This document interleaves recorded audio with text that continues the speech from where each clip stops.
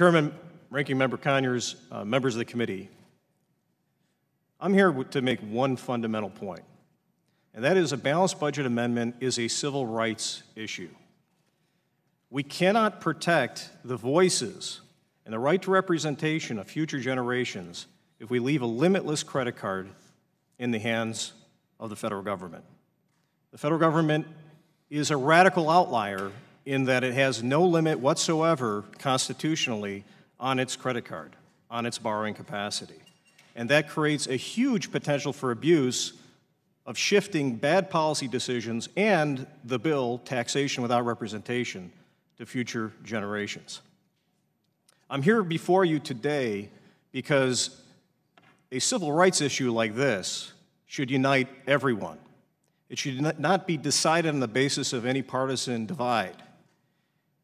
And as a representative of the Compact for a Balanced Budget Commission, the first interstate agency formed to partner with Congress, representing 5 states who have agreed solemnly in a compact to ratify a specific balanced budget amendment, there is finally the opportunity to get this job done.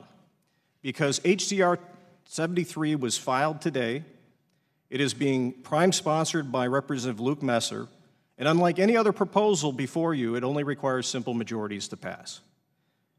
It does require yielding some leadership to the states, but that is entirely consistent with the constitutional design, because we've talked about a well-crafted amendment and a well-crafted constitution, and fundamentally it is about checks and balances, separations of power, and finding a way to ensure that structurally incentives exist that no one's rights are abused.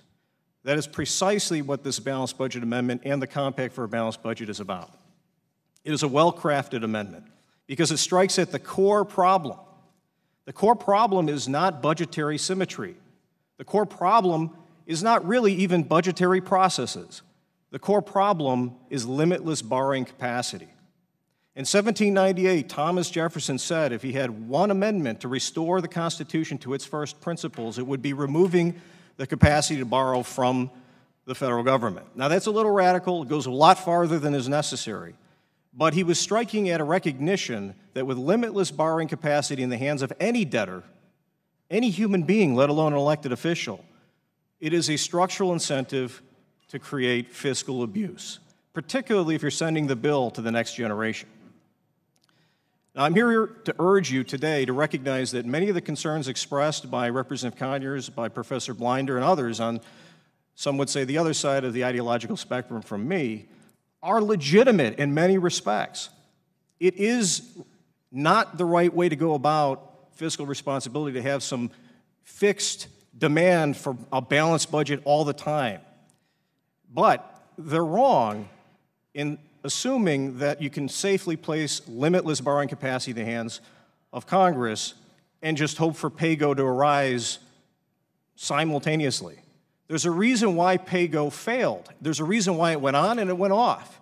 It's because the pressure to spend beyond our means is unstoppable over time when you have limitless borrowing capacity and you can send the bill to future generations. So in conclusion, I just wanted to emphasize, I'd be happy to take a lot of questions on this.